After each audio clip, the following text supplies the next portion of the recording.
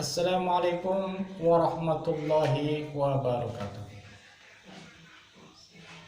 Bismillahirrahmanirrahim. Keutamaan zikir secara umum. Hadis-hadis tentang zikir. An Abi Musa radhiyallahu qala qala Nabi sallallahu alaihi wasallam masalul ladzi yadhkuru rabbahu wal ladzi la yadhkuru rabbahu masalul hayy wal mayyit.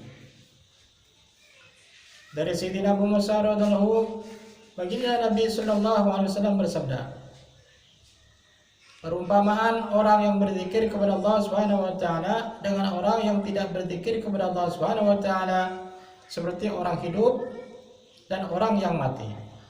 Orang yang berzikir kepada Allah adalah seperti orang yang hidup, dan orang yang tidak berzikir adalah seperti orang yang mati. Hadis riwayat Bukhari, Muslim dan Baihaqi dari kitab Darul Mansur dan Mishkat. Faedah: setiap orang sangat menyukai kehidupan dan takut kematian. Baginda Nabi sallallahu alaihi wasallam bersabda bahwa orang yang tidak berzikir kepada Allah Subhanahu wa taala adalah orang yang hidup tetapi dianggap mati. Sia-sia kehidupannya.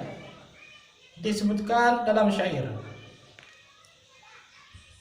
kehidupanku kini bukanlah kehidupan yang sebenarnya. Kehidupan yang sebenarnya adalah kehidupan orang yang telah berjumpa dengan kekasihnya. Sebagian ulama mengatakan hadis di atas menjelaskan tentang keadaan hati, yakni orang yang selalu berzikir hatinya hidup, sedangkan orang yang tidak berzikir hatinya mati. Sebagian ulama menulis bahwa permisalan dalam hadis di atas adalah dari segi untung dan ruginya, bahwa barang siapa menyakiti orang yang berzikir, seolah-olah ia menyakiti orang yang hidup yang mampu membalas, sehingga orang yang menyakitinya akan menerima balasan. Barang siapa menyakiti orang yang tidak berzikir, seolah-olah ia menyakiti orang mati yang tidak mampu membalas. Para ulama tasawuf mengatakan bahwa yang dimaksud seperti orang yang hidup ialah orang ahli zikir akan selalu hidup, tidak akan mati. Maksudnya orang yang memperbanyak zikir dengan ikhlas tidak akan mati. Kematiannya hanya berpindahan dari satu alam ke alam yang lain.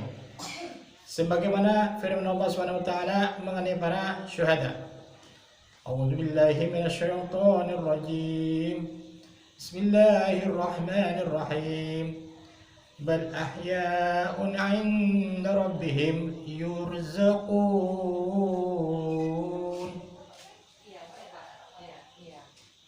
Bahkan mereka para syuhada hidup di sisi Tuhannya dengan dikaruniai rezeki. Quran Surah Al-Imran 169. Demikianlah orang-orang yang ahli berzikir memiliki kehidupan yang khusus setelah kematian. Imam Hakim Tirmidzi rahimahullah berkata, zikrullah membasahi hati dan melembutkannya.